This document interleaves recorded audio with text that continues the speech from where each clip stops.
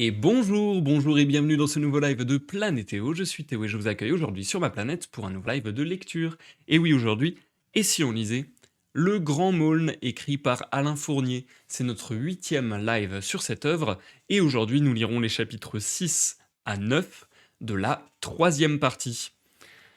Ça fait un petit moment qu'on s'est pas vu. Alors déjà, dans un premier temps, comme d'habitude, vous savez que si vous me regardez en rediffusion sur YouTube, vous trouverez dans la barre de lecture de la vidéo ainsi que dans la description de la vidéo des timecodes qui vous permettront de passer l'introduction, de passer les pauses que j'effectuerai dans ma lecture et d'aller directement au chapitre qui vous intéresse. Ça peut vous servir également de marque-page si vous voulez picorer cette lecture par petits bouts, par petits morceaux. En tout cas, c'est vrai que ça fait quelque temps que vous n'avez pas vu de nouvel épisode sur Le Grand Maulne, et globalement, quelque temps que vous n'avez pas vu de live ou de rediffusion sur ma chaîne Twitch ou sur ma chaîne YouTube. Tout simplement, du coup, j'ai un peu l'impression de me répéter parce que je viens de faire un pré-show sur Twitch qui n'est pas disponible sur YouTube, où j'ai déjà expliqué tout ça. Donc je vais le faire très très vite. Globalement, j'ai eu un emploi du temps assez changeant au live, donc ça n'a pas aidé à ce que je puisse organiser facilement mes semaines et à ce que je casse des lives facilement dans ma routine. Après cela, j'ai été un chouïa malade, ce qui n'était pas très agréable. Forcément, les lives de lecture, l'important c'est la voix. Donc à partir du moment où tu as le nez bouché, la gorge irritée, ça influe directement sur la qualité de la lecture. Donc voilà, j'ai un peu laissé passer du temps. Et enfin, je suis arrivé en vacances. Là, depuis 5 jours, je suis en vacances. Problème, j'ai dû faire la mise à jour pour passer de Windows 10 à Windows 11. Donc je savais d'ores et déjà qu'il y aurait des réglages à faire. Et c'est pour ça qu'il y a eu un long pré-show aujourd'hui pour essayer de repérer mes réglages techniques, de voir si l'audio était similaire à d'habitude. A priori, on est sur un audio correct, mais qui serait pas similaire à d'habitude. Ça d'ailleurs, je serais très curieux si vous me regardez en rediffusion YouTube et que vous avez un réel avis, une réelle expertise, pas, non en vrai pas une expertise, mais en tout cas que vous avez l'habitude d'entendre ma voix, que vous avez l'habitude d'entendre mes lives et que vous regardez cette rediffusion, n'hésitez pas à me laisser un commentaire pour me dire c'est moins bien que d'habitude, c'est pas comme d'habitude, et si vous arrivez à rentrer plus dans le détail, c'est super cool. Mais déjà, ce genre de commentaires, ce genre de retour pourrait bien m'aider, donc merci d'avance à ceux qui le feront. Moi, j'ai l'impression que la qualité audio est pas exactement pareille, mais je regarderai ça en rediffusion. Ça sera plus facile pour faire un comparo. Voili, voilou. Comme d'habitude, je vous invite à prendre à manger, à boire, à vaquer à vos occupations en toute quiétude tandis que vous m'écoutez. Santé à tous et à toutes, les amis. Nous allons nous aventurer pour quelques chapitres aujourd'hui. À savoir que je pense, on touche au bout. On touche au bout, lentement mais sûrement. Je pense qu'il nous reste grosso modo 3 voire 4 lives grand maximum sur cette œuvre, pour achever cette œuvre. Je pense que ça va nous faire la fin d'année 2025 en fait, tout simplement. Ensuite, il y aura le live qui est déjà prévu dans ma tête et voilà, que je vais certainement pas skip, le 31 décembre. Le 31 décembre, je ferai un peu ce que j'avais fait il y a 2 ans, c'est-à-dire faire du repérage sur les sorties culturelles qui m'intéressent en 2026.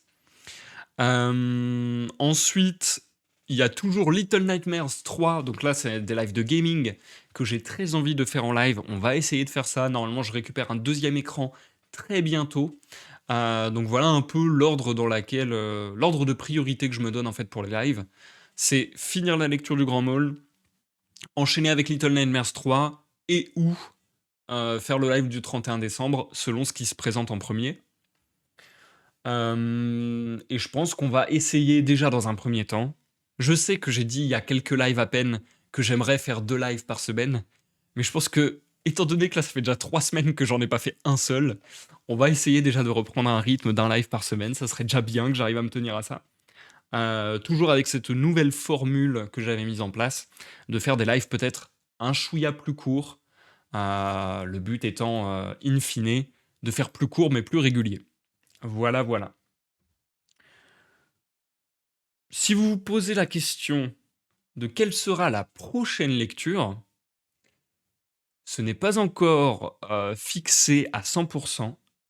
Mais, toutefois, sachez que j'y ai travaillé. C'est-à-dire que j'ai fait longtemps des recherches sur des bouquins pour me dire qu'est-ce qu'on va lire ensuite, et que j'ai repéré un peu une shortlist de choses qui m'intéressent bien à faire bientôt. Il faut que... Déjà, j'ai été à la bibliothèque il y a 2 jours. Non, hier en fait. J'ai été à la bibliothèque hier. Je me suis acheté le nouveau tome de One Piece. Bref, j'ai été à la bibliothèque hier. J'ai trouvé quelques bouquins, mais plus pour mes lectures personnelles, pas pour les lectures de live. Malheureusement, pour les lectures de live, j'ai pas trouvé mon bonheur. J'essaierai d'aller peut-être à Cultura, peut-être à l'espace culturel Leclerc. Bref, peut-être encore. Ah ouais, c'est vrai qu'il y a une autre librairie aussi. Bref, j'essaierai de fouiller un petit peu, d'approfondir mes recherches. Et si vraiment je trouve rien, je ferai des commandes. Mais j'ai une petite shortlist de 2 3 œuvres que j'ai très envie de faire en live. Je peux vous donner un tout petit indice. C'est que euh, l'un des aspects qui me plaît à faire ces potentielles lectures, c'est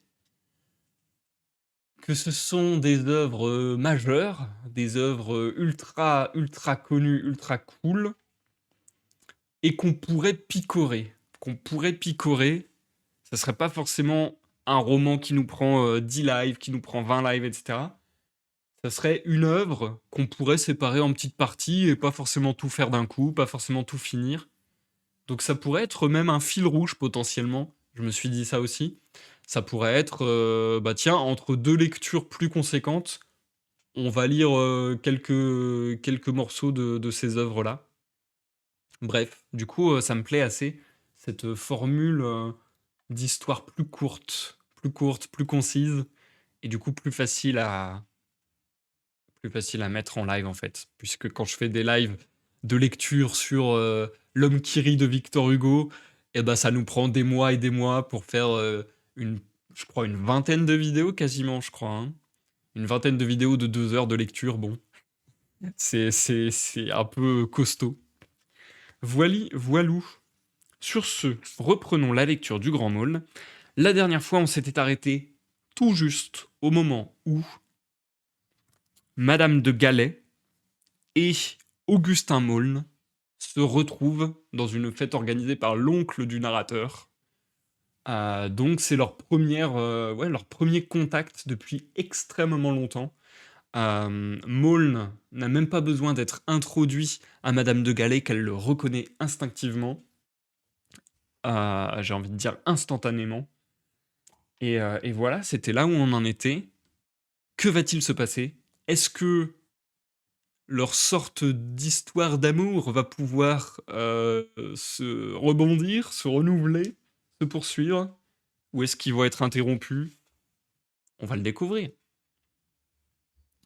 Du coup, le chapitre 6, c'est vraiment le chapitre Sith.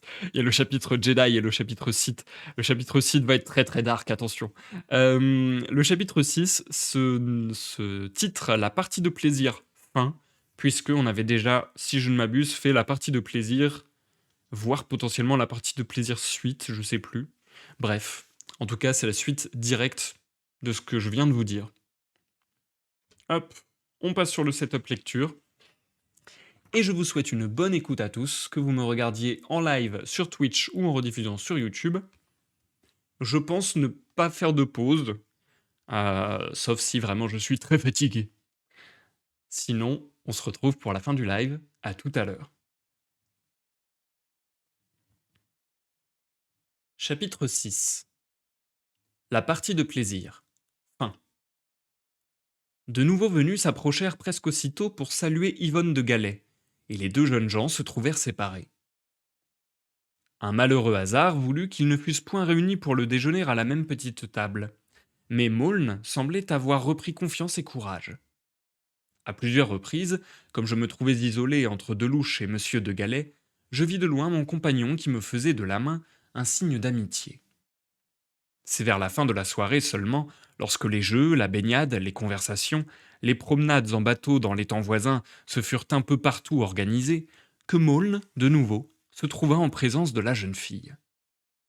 Nous étions à causer avec Delouche, assis sur des chaises de jardin que nous avions apportées lorsque, Quittant délibérément un groupe de jeunes gens où elle paraissait s'ennuyer, mademoiselle de Galais s'approcha de nous. Elle nous demanda, je me rappelle, pourquoi nous ne canotions pas sur le lac des Aubiers comme les autres. Nous avons fait quelques tours cet après-midi, répondis-je, mais cela est bien monotone, et nous avons été vite fatigués. Eh bien, pourquoi n'iriez-vous pas sur la rivière dit-elle. Le courant est trop fort, nous risquerions d'être emportés. Il nous faudrait, dit Maulne, un canot à pétrole ou un bateau à vapeur comme celui d'autrefois. Nous ne l'avons plus, dit-elle presque à voix basse. Nous l'avons vendu. Et il se fit un silence gêné. Jasmin en profita pour annoncer qu'il allait rejoindre monsieur de Galais. Je saurais bien, dit-il, où le retrouver. Bizarrerie du hasard. Ces deux êtres si parfaitement dissemblables s'étaient plu, et depuis le matin ne se quittaient guère. Monsieur de Galais m'avait pris à part un instant, au début de la soirée, pour me dire que j'avais là un ami plein de tact, de déférence et de qualité. Peut-être même avait-il été jusqu'à lui confier le secret de l'existence de Bélisère et le lieu de sa cachette. Je pensais moi aussi à m'éloigner, mais je sentais les deux jeunes gens si gênés, si anxieux l'un en face de l'autre, que je jugeais prudent de ne pas le faire. Tant de discrétion de la part de Jasmin, tant de précaution de la mienne, servirent à peu de choses. Ils parlèrent. Mais invariablement, avec un entêtement dont ils ne se rendaient certainement pas compte, Maulne en revenait à toutes les merveilles de jadis. Et chaque fois, la jeune fille au supplice devait lui répéter que tout était disparu. La vieille demeure si étrange et si compliquée, abattue, le grand étang asséché, comblé, et dispersé les enfants aux charmants costumes. Ah, faisait simplement Maulne avec désespoir, et comme si chacune de ces disparitions lui eût donné raison contre la jeune fille ou contre moi. Nous marchions côte à côte. Vainement j'essayais de faire diversion à la tristesse qui nous gagnait tous les trois. D'une question abrupte, Maulne, de nouveau, cédait à son idée fixe. Il demandait des renseignements sur tout ce qu'il avait vu autrefois. Les petites filles, le conducteur de la vieille berline, les poneys de la course. Les poneys sont vendus aussi. Il n'y a plus de chevaux au domaine. Elle répondit qu'il n'y en avait plus. Elle ne parla pas de Bélisère. Alors il évoqua les objets de sa chambre, les candélabres, la grande glace, le vieux luth brisé. Il s'enquérait de tout cela avec une passion insolite, comme s'il eût voulu se persuader que rien ne subsistait de sa belle aventure, que la jeune fille ne lui rapporterait pas une épave capable de prouver qu'ils n'avaient pas rêvé tous les deux, comme le plongeur rapporte du fond de l'eau un caillou et des algues. Mademoiselle de Galais et moi, nous ne pûmes nous empêcher de sourire tristement. Elle se décida à lui expliquer. Vous ne reverrez pas le beau château que nous avions arrangé, monsieur de Galais et moi, pour le pauvre Franz. Nous passions notre vie à faire ce qu'il demandait. C'était un être si étrange, si charmant. Mais tout a disparu avec lui le soir de ses fiançailles manquées. Déjà, monsieur de Galais était ruiné sans que nous le sachions. Franz avait fait des dettes, et ses anciens camarades, apprenant sa disparition, ont aussitôt réclamé auprès de nous. Nous sommes devenus pauvres. Madame de Galais est morte, et nous avons perdu tous nos amis en quelques jours. Que Franz revienne s'il n'est pas mort, qu'il retrouve ses amis et sa fiancée, que la noce interrompue se fasse, et peut-être tout redeviendra-t-il comme c'était autrefois. Mais le passé peut-il renaître? Qui sait? Dit Maulne pensif, et il ne demanda plus rien. Sur l'herbe courte et légèrement jaunie déjà, nous marchions tous les trois sans bruit. Augustin avait à sa droite, près de lui, la jeune fille qu'il avait cru perdue pour toujours. Lorsqu'il posait une de ces dures questions, elle tournait vers lui lentement pour lui répondre, son charmant visage inquiet. Et une fois, en lui parlant, elle avait posé doucement sa main sur son bras, d'un geste plein de confiance et de faiblesse. Pourquoi le grand Maulne était-il là comme un étranger, comme quelqu'un qui n'a pas trouvé ce qu'il cherchait et que rien d'autre ne peut intéresser? Ce bonheur-là, 3 ans plus tôt, il n'eût pu le supporter sans effroi, sans folie peut-être.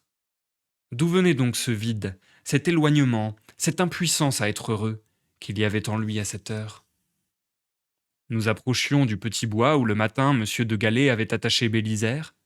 Le soleil vers son déclin allongeait nos ombres sur l'herbe. À l'autre bout de la pelouse, nous entendions, assourdis par l'éloignement, comme un bourdonnement heureux, les voix des joueurs et des fillettes, et nous restions silencieux dans ce calme admirable lorsque nous entendîmes chanter de l'autre côté du bois, dans la direction des aubiers, la ferme du bord de l'eau. C'était la voix jeune et lointaine de quelqu'un qui mène ses bêtes à l'abreuvoir, un air rythmé comme un air de danse, mais que l'homme étirait et alanguissait comme une vieille ballade triste.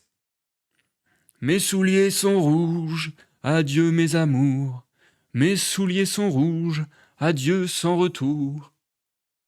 Maulne avait levé la tête et écouté. Ce n'était rien qu'un de ces airs que chantaient les paysans attardés au domaine sans nom, le dernier soir de la fête, quand déjà tout s'était écroulé. Rien qu'un souvenir, le plus misérable, de ces beaux jours qui ne reviendraient plus. Mais vous l'entendez dit Maulne à mi-voix.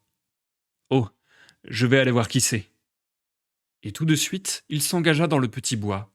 Presque aussitôt, la voix se tut. On entendit encore une seconde l'homme siffler ses bêtes en s'éloignant, puis plus rien. Je regardais la jeune fille. Pensive et accablée, elle avait les yeux fixés sur le taillis où Maulne venait de disparaître. Que de fois plus tard, elle devait regarder ainsi, pensivement, le passage par où s'en irait à jamais le grand Maulne. Elle se retourna vers moi. Il n'est pas heureux, dit-elle douloureusement. Elle ajouta, et peut-être que je ne puis rien faire pour lui. J'hésitais à répondre, craignant que Maulne, qui devait d'un saut avoir gagné la ferme et qui maintenant revenait par le bois, ne surprît notre conversation. Mais j'allais l'encourager cependant, lui dire de ne pas craindre de brusquer le grand gars, qu'un secret sans doute le désespérait et que jamais de lui-même il ne se confierait à elle ni à personne. Lorsque soudain, de l'autre côté du bois, partit un cri. Puis nous entendîmes un piétinement, comme d'un cheval qui pétarade, et le bruit d'une dispute à voix entrecoupée. Je compris tout de suite qu'il était arrivé un accident au vieux Bélisaire, et je courus vers l'endroit d'où venait tout le tapage. Mademoiselle de Galais me suivit de loin. Du fond de la pelouse, on avait dû remarquer notre mouvement, car j'entendis, au moment où j'entrais dans le taillis, les cris des gens qui accouraient. Le vieux Bélisaire, attaché trop bas, s'était pris une patte de devant dans sa longe. Il n'avait pas bougé jusqu'au moment où Monsieur de Galais et Delouche, au cours de leur promenade, s'étaient approchés de lui.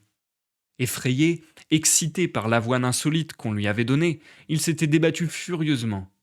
Les deux hommes avaient essayé de le délivrer, mais si maladroitement qu'ils avaient réussi à l'empêtrer davantage, tout en risquant d'essuyer de dangereux coups de sabot. C'est à ce moment que par hasard Maulne, revenant des aubiers, était tombé sur le groupe. Furieux de tant de gaucherie, il avait bousculé les deux hommes au risque de les envoyer rouler dans le buisson. Avec précaution, mais en un tour de main, il avait délivré Bélisaire. Trop tard, car le mal était déjà fait.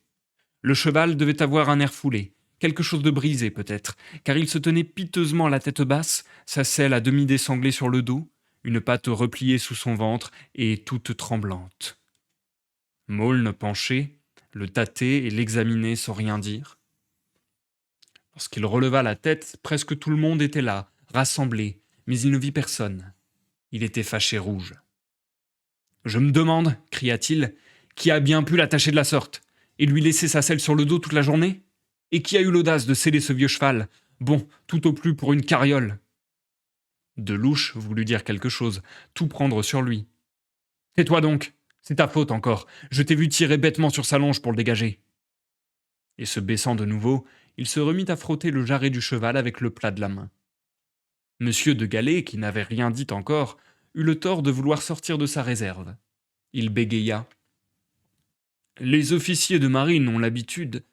Mon cheval. Ah, il est à vous, dit Maulne un peu calmé, très rouge, en tournant la tête de côté vers le vieillard. Je crus qu'il allait changer de ton, faire des excuses.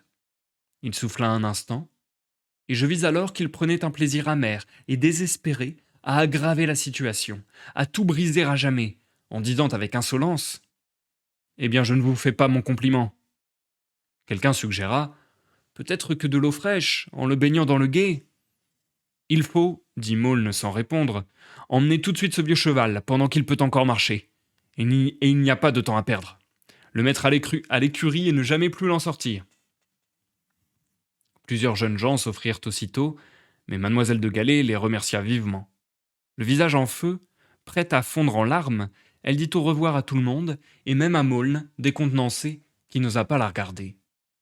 Elle prit la bête par les rênes, comme on donne à quelqu'un la main, plutôt pour s'approcher d'elle davantage que pour la conduire. Le vent de cette fin d'été était si tiède sur le chemin des Sablonnières qu'on se serait cru au mois de mai, et les feuilles des haies tremblaient à la brise du sud.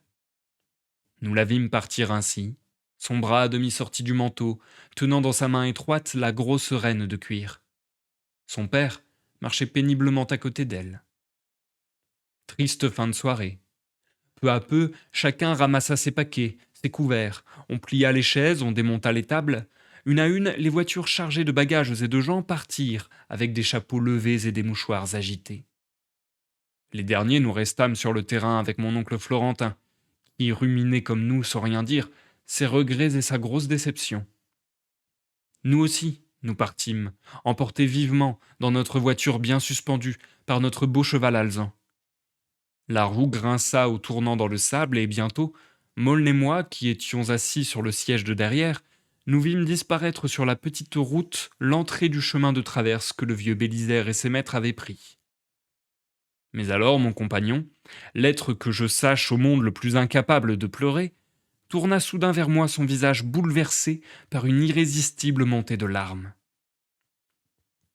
Arrêtez, voulez-vous dit-il en mettant la main sur l'épaule de Florentin. Ne vous occupez pas de moi. Je reviendrai tout seul, à pied.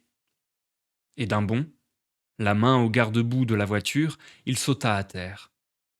À notre stupéfaction, rebroussant chemin, il se prit à courir et courut jusqu'au petit chemin que nous venions de passer, le chemin des Sablonnières. Il dut arriver au domaine par cette allée de sapins qu'il avait suivie jadis, où il avait entendu, vagabond caché dans les basses branches, la conversation mystérieuse des beaux enfants inconnus. Et c'est ce soir-là, avec des sanglots, qu'il demanda en mariage mademoiselle de Galais.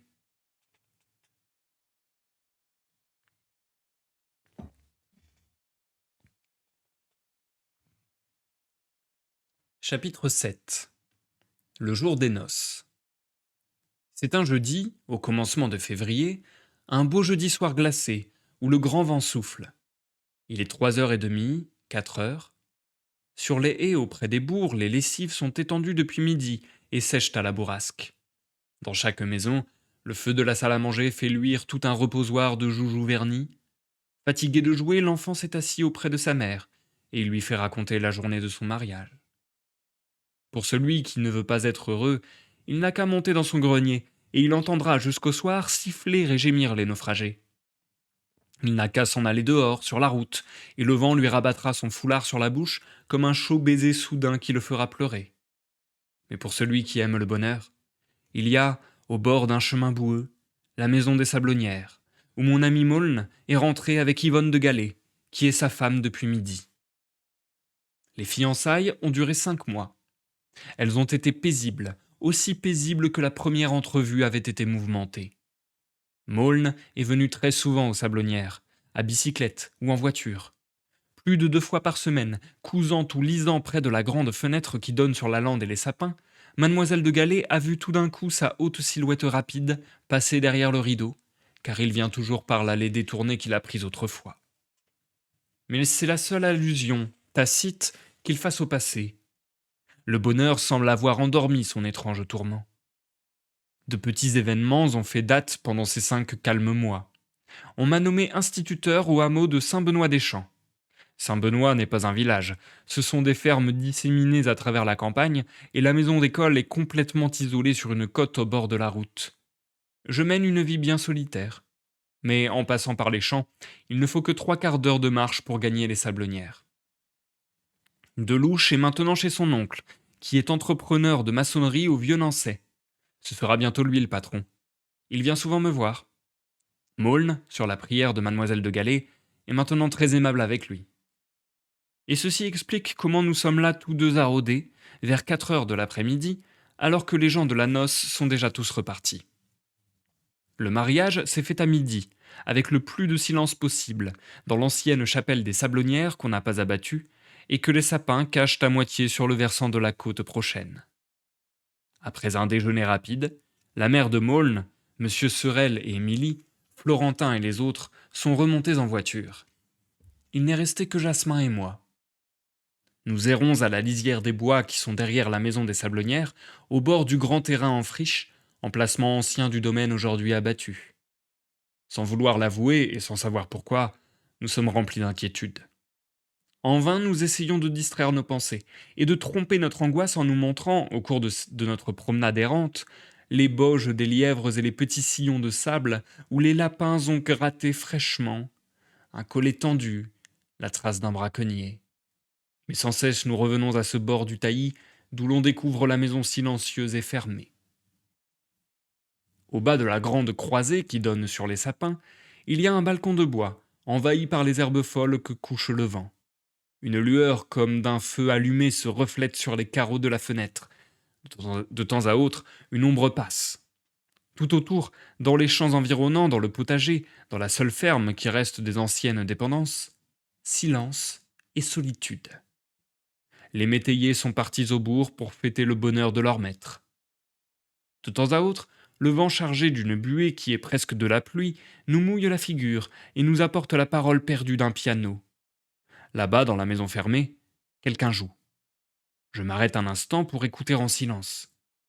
C'est d'abord comme une voix tremblante, qui de très loin ose à peine chanter sa joie.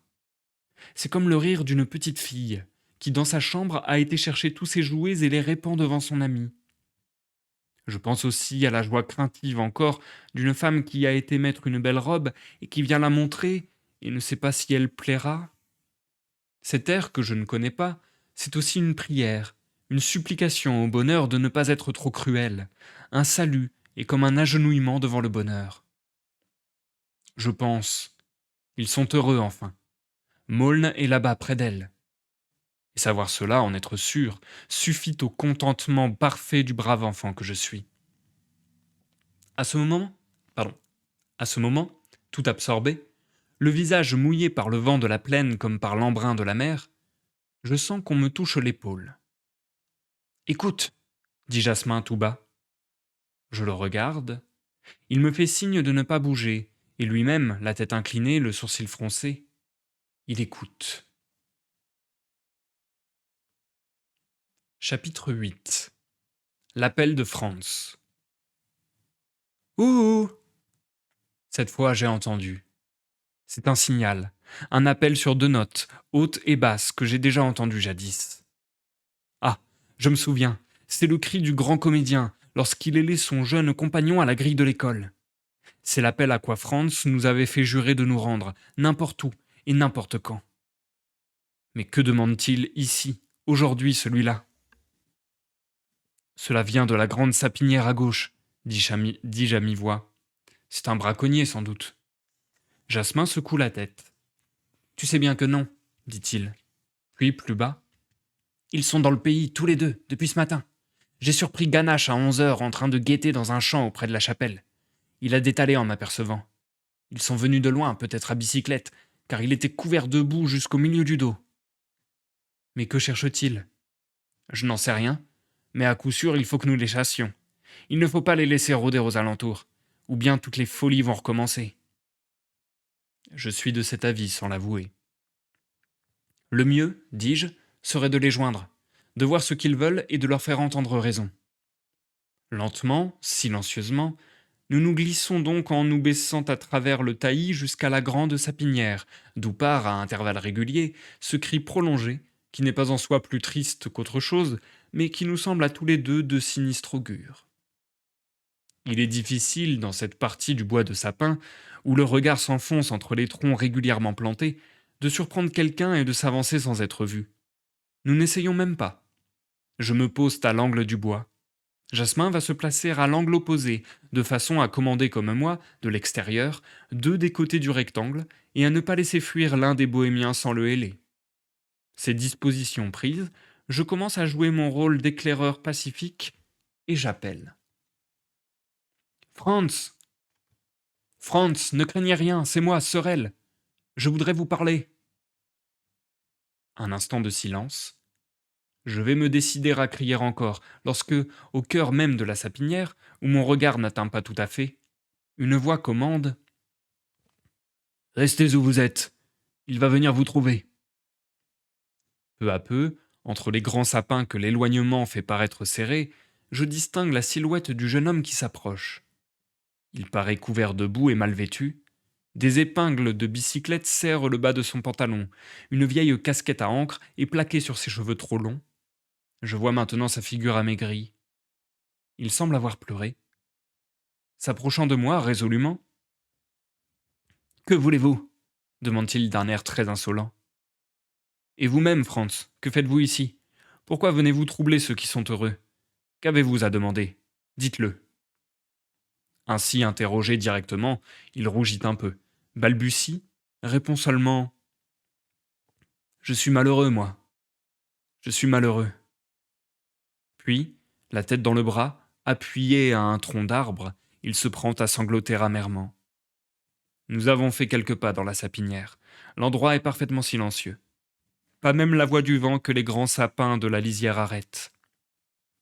Entre les troncs réguliers se répète et s'éteint le bruit des sanglots étouffés du jeune homme. J'attends que cette crise s'apaise et je dis, en lui mettant la main sur l'épaule: Franz, vous viendrez avec moi. Je vous mènerai auprès d'eux. Ils vous accueilleront comme un enfant perdu qu'on a retrouvé, et tout sera fini. Mais il ne voulait rien entendre. D'une voix assourdie par les larmes, malheureux, entêté, en colère, il reprenait: Ainsi Maul ne s'occupe plus de moi? Pourquoi ne répond-il pas quand je l'appelle? Pourquoi ne tient-il pas sa promesse? Voyons, Franz, répondis-je, le temps des fantasmagories et des enfantillages est passé. Ne troublez pas avec des folies le bonheur de ceux que vous aimez, de votre sœur et d'Augustin Maulne. Mais lui seul peut me sauver, vous le savez bien. Lui seul est capable de retrouver la trace que je cherche. Voilà bientôt 3 ans que Ganache et moi, nous battons toute la France sans résultat. Je n'avais plus confiance qu'en votre ami. Et voici qu'il ne répond plus. Il a retrouvé son amour, lui. Pourquoi maintenant ne pense-t-il pas à moi? Il faut qu'il se mette en route. Yvonne le laissera bien partir. Elle ne m'a jamais rien refusé. Il me montrait un visage où, dans la poussière et la boue, les larmes avaient tracé des sillons sales, un visage de vieux gamin épuisé et battu. Ses yeux étaient cernés de taches de rousseur, son menton mal rasé, ses cheveux trop longs traînaient sur son col sale. Les mains dans les poches, il grelottait. Ce n'était plus ce royal enfant en guenilles des années passées. De cœur, sans doute, il était plus enfant que jamais, impérieux, fantasque, et tout de suite désespéré. Mais cet enfantillage était pénible à supporter chez ce garçon déjà légèrement vieilli. Naguère, il y avait en lui tant d'orgueilleuse jeunesse que toute folie au monde lui paraissait permise. À présent, on était d'abord tenté de le plaindre pour n'avoir pas réussi sa vie, puis de lui reprocher ce rôle absurde de jeune héros romantique où je le voyais s'entêter. Et enfin, je pensais malgré moi que notre beau Franz, aux belles amours, avait dû se mettre à voler pour vivre, tout comme son compagnon Ganache. Tant d'orgueil avait abouti à cela. Si je vous promets, dis-je enfin, après avoir réfléchi, que dans quelques jours Maulne se mettra en campagne pour vous, rien que pour vous. Il réussira, n'est-ce pas? Vous en êtes sûr? Me demanda-t-il en claquant des dents. Je le pense. Tout devient possible avec lui. Et comment le saurai-je? Qui me le dira? Vous reviendrez ici dans 1 an exactement, à cette même heure. Vous trouverez la jeune fille que vous aimez. Et, en disant ceci, je pensais non pas troubler les nouveaux époux, mais m'enquérir auprès de la tante Moinelle et faire diligence moi-même pour trouver la jeune fille. Le bohémien me regardait dans les yeux avec une volonté de confiance vraiment admirable. 15 ans, il avait encore et tout de même 15 ans. L'âge que nous avions à Sainte-Agathe, le soir du balayage des classes, quand nous fîmes tous les 3 ce terrible serment enfantin. Le désespoir le reprit lorsqu'il fut obligé de dire: Eh bien, nous allons partir. Il regarda certainement avec un grand serrement de cœur tous ces bois d'alentour qu'il allait de nouveau quitter. Nous serons dans 3 jours, dit-il, sur les routes d'Allemagne.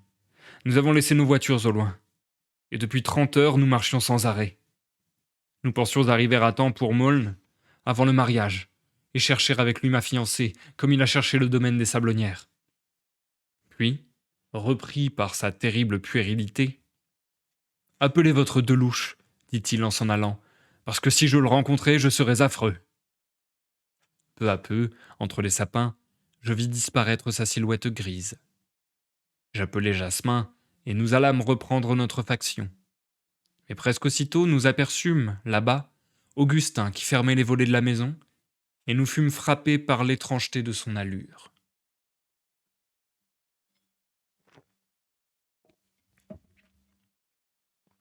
Chapitre 9. Les gens heureux. Plus tard, j'ai su par le menu détail tout ce qui s'était passé là-bas. Dans le salon des Sablonnières, dès le début de l'après-midi, Maulne et sa femme, que j'appelle encore Mademoiselle de Galais, sont restés complètement seuls. Tous les invités partis, le vieux monsieur de Galais a ouvert la porte, laissant une seconde le grand vent pénétrer dans la maison et gémir. Puis il s'est dirigé vers le vieux Nancet et ne reviendra qu'à l'heure du dîner pour fermer tout à clé et donner des ordres à la métairie. Aucun bruit du dehors n'arrive plus maintenant jusqu'aux jeunes gens. Il y a tout juste une branche de rosier sans feuilles qui cogne la vitre, du côté de la lande. Comme deux passagers dans un bateau à la dérive, ils sont dans le grand vent d'hiver, deux amants enfermés avec le bonheur. Le feu menace de s'éteindre, dit mademoiselle de Galais, et elle voulut prendre une bûche dans le coffre. Mais Maulne se précipita et plaça lui-même le bois dans le feu. Puis il prit la main tendue de la jeune fille, et ils restèrent là, debout, l'un devant l'autre, étouffés comme par une grande nouvelle qui ne pouvait pas se dire. Le vent roulait avec le bruit d'une rivière débordée. De temps à autre, une goutte d'eau, diagonalement, comme sur la portière d'un train, rayait la vitre. Alors la jeune fille s'échappa. Elle ouvrit la porte du couloir et disparut avec un sourire mystérieux. Un instant, dans la demi-obscurité, Augustin resta seul. Le tic-tac d'une petite pendule faisait penser à la salle à manger de Sainte Agathe. Il songea sans doute, c'est donc ici la maison tant cherchée, le couloir jadis plein de chuchotements et de passages étranges. C'est à ce moment qu'il dut entendre, mademoiselle de Galais me dit plus tard l'avoir entendu aussi, le premier cri de Franz, tout près de la maison. La jeune femme, alors, eut beau lui montrer toutes les choses merveilleuses dont elle était chargée, ses jouets de petite fille, toutes ses photographies d'enfants. Elle en cantinière, elle et Franz sur les genoux de leur mère, qui était si jolie, puis tout ce qui restait de ces sages petites robes de jadis, jusqu'à celle-ci que je portais, voyez, vers le temps où vous alliez bientôt me connaître, où vous arriviez, je crois, au cours de Sainte Agathe.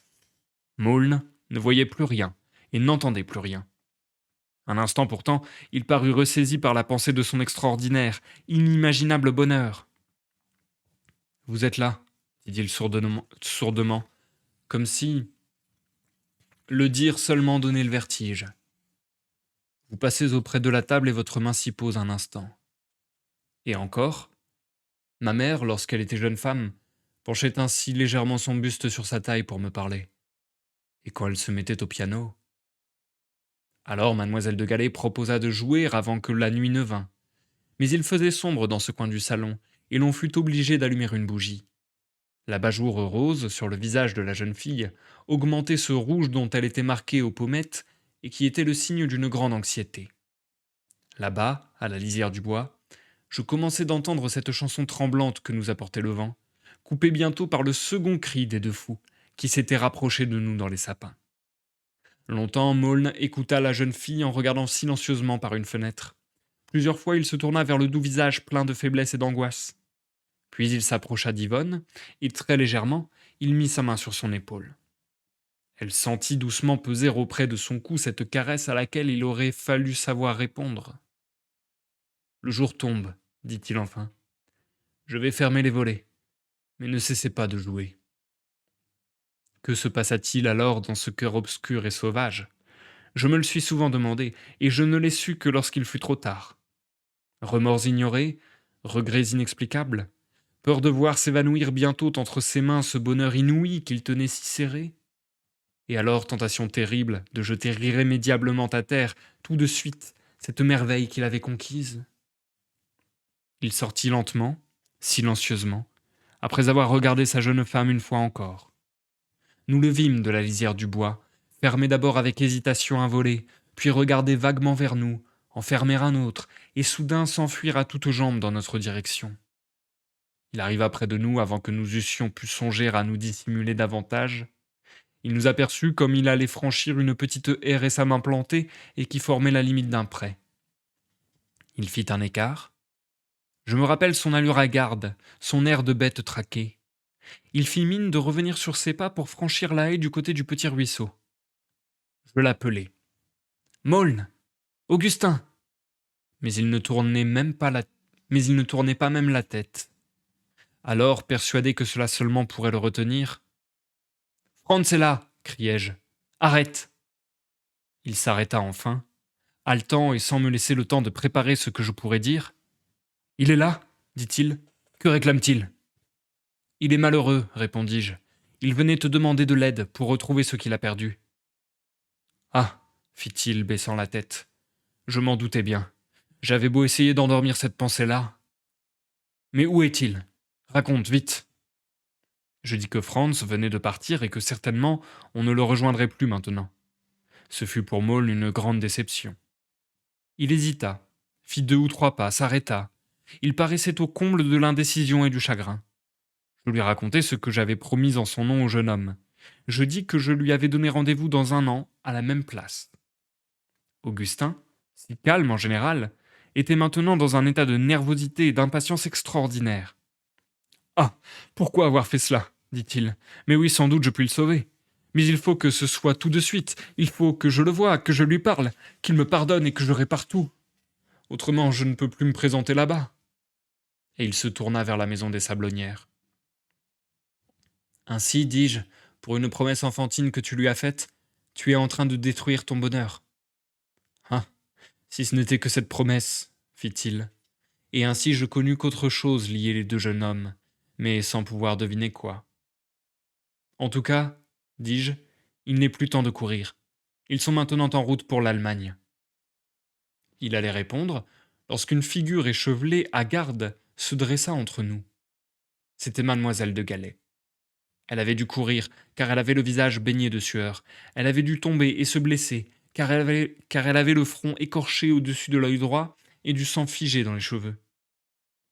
Il m'est arrivé, dans les quartiers pauvres de Paris, de voir soudain, descendu dans la rue, séparé par des agents intervenus dans la bataille, un ménage qu'on croyait heureux, uni, honnête. Le scandale a éclaté tout d'un coup, n'importe quand, à l'instant de se mettre à table, le dimanche avant de sortir, au moment de souhaiter la fête du petit garçon. Et maintenant tout est oublié, saccagé. L'homme et la femme, au milieu du tumulte, ne sont plus que 2 démons pitoyables, et les enfants en larmes se jettent contre eux, les embrassent étroitement, les supplient de se taire et de ne plus se battre. Mademoiselle de Galais, quand elle arriva près de Maulne, me fit penser à un de ces enfants-là, à un de ces pauvres enfants affolés. Je crois que tous ses amis, tout un village, tout un monde lui regardaient, qu'elle fût accourue tout de même, qu'elle fût tombée de la même façon, échevelée, pleurante, salie. Mais quand elle eut compris que Maulne était bien là, que cette fois du moins il ne l'abandonnerait pas, alors elle passa son bras sous le sien, puis elle ne put s'empêcher de rire au milieu de ses larmes comme un petit enfant. Il ne dit rien, ni l'un ni l'autre. Mais comme elle avait tiré son mouchoir, Maulne le lui prit doucement des mains. Avec précaution et application, il essuya le sang qui tachait la chevelure de la jeune fille. Il faut rentrer maintenant, dit-il, et je les laissai retourner tous les 2 dans le beau grand vent du soir d'hiver qui leur fouettait le visage, lui les dents de la main au passage difficile, elle souriant et se hâtant, vers leur demeure pour un instant abandonnée.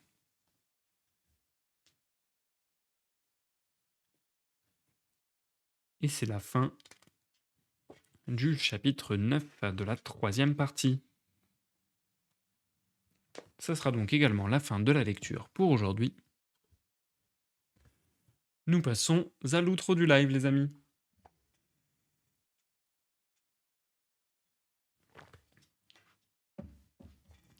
Alors, Maulne a l'air obsédé par le manoir disparu, il n'accueille pas trop Yvonne. Dans un premier temps, en effet. Et du coup, je me demande pourquoi il va vers l'Allemagne et pas ailleurs, ou peut-être que j'ai loupé quelque chose. De souvenir, je ne crois pas qu'il y ait de raison spécifique à ce qu'il aille vers l'Allemagne. Je crois pas qu'on nous ait raconté quelque chose de précis par rapport à ça.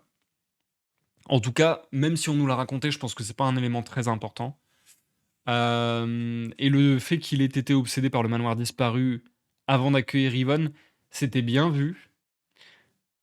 Je suis en train de me demander en fait, parce que là j'ai eu un long moment sans lire la suite du Grand Maulne. Du coup, c'est pas toujours évident de se remettre dans une histoire après avoir, fait une petite pause. Je suis en train de me dire: «Est-ce que j'ai aimé ce que j'ai lu aujourd'hui?» Je pense que j'ai plutôt trouvé ça agréable, genre ça s'est lu sans trop de difficultés, c'était sympa à suivre. Maintenant, est-ce que fondamentalement j'ai trouvé ça excellent? Hem, je pense que c'est pas le passage du livre qui me plaît forcément le plus, ce qu'on vient de lire aujourd'hui. Je pense que c'est pas le passage du livre qui est, à mon sens, le mieux écrit, le plus intéressant. Après, il y a quand même quelque chose d'intéressant dans justement dans cette obsession de Maulne pour, son passé fantasmé quelque part.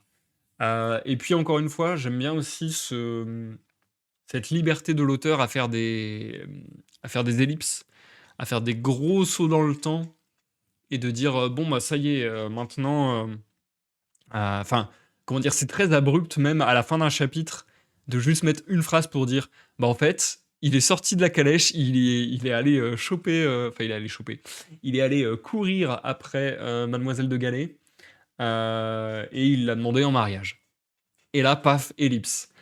C'est vraiment ça semble précipité, ça semble sortir de nulle part, mais en termes de rythme, c'est intéressant du coup. Parce que ça prend vraiment à revers, quoi. On aurait pu vraiment croire qu'il était full, déprimé, full triste. Hem, en fait, je pense que c'est un peu ça qui s'est passé, c'est un peu ça qu'on nous a décrit, je crois. C'est quelque part l'acceptation du deuil, en fait. L'acceptation du deuil de son imaginaire, de son fantasme de jeunesse, par rapport au manoir et à tous ces souvenirs qui y sont liés et au final, l'acceptation de bah, en fait, OK, j'ai perdu ça, mais j'ai gagné entre guillemets «le plus important», c'est-à-dire de retrouver mademoiselle de Gallet, d'avoir, entre guillemets «l'amour de ma vie» et de se marier et ainsi de suite. Même si on voit qu'il est toujours pas tranquille, qu'il est toujours, ouais, je trouve que en fait, il y a un double, comment dire? Il y a un double élan intéressant dans ce bouquin, c'est que à la fois, on voit, les émotions, je dirais, de Maulne évoluer au fur et à mesure de son âge. Et à la fois, on voit ça aussi chez le narrateur. Et c'est pour ça que j'aime bien ce rythme où d'un seul coup, il y a un saut dans le temps. Parce qu'on voit une certaine évolution, on voit presque que les personnages, même le narrateur lui-même, devient plus mature, entre guillemets, ou en tout cas donne une impression de parler plus comme un adulte, finalement. Se plaignant lui-même, du coup, de Franz, en disant, mais en fait, c'est resté un gamin, c'est resté le gamin avec qui on a fait une promesse quand on avait 15 ans. Je trouve ça intéressant en fait, à observer, on va dire, cette espèce d'analyse psychologique, du narrateur, heu, voilà qui fait un peu le comparo entre, bah, en fait quand on était jeune, il y avait une certaine idéalisation de son ami Maulne. Il continue de l'adorer, de le mettre sur un piédestal, mais en même temps, il voit aussi qu'il a des petits moments où ça va pas. Il voit aussi qu'il est prêt à gâcher son bonheur comme il dit et que pour lui ça fait pas grand sens. Qui préfère justement, s'occuper du cas, Franz, plutôt que, de laisser Maulne retomber, dans cette, recherche interminable.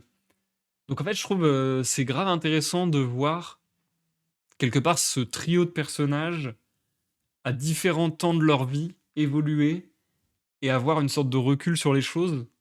Enfin, comment dire? En tout cas, avoir des réactions différentes aux événements, puisque justement, quelque part, ça donne un peu l'impression que le narrateur a assez de recul sur les choses, alors que Franz, par exemple, il est encore complètement dans l'émotion, complètement pris dans le truc, il a pas ce dézoom sur la situation et Maulne, il est un peu entre les 2. Il est un peu entre les 2. Il est un peu tombé d'être complètement dans l'émotion à un moment et dans le désespoir à: «OK, j'accepte le truc et je me fais une raison». Mais en même temps, est-ce que c'est une acceptation ou est-ce que c'est un renoncement? Est-ce que c'est une acceptation ou est-ce que c'est une résignation? Parce qu'il a l'air aussi un peu, d'avoir un vague à l'âme, d'être triste. Quand il entend Franz, crier, son premier réflexe, c'est: «OK, bah, il faut que j'aille l'aider» et genre ça le perturbe, quoi. ça le perturbe et direct, son premier réflexe, c'est: «OK, bah, j'ai fait une promesse à un ami, faut que je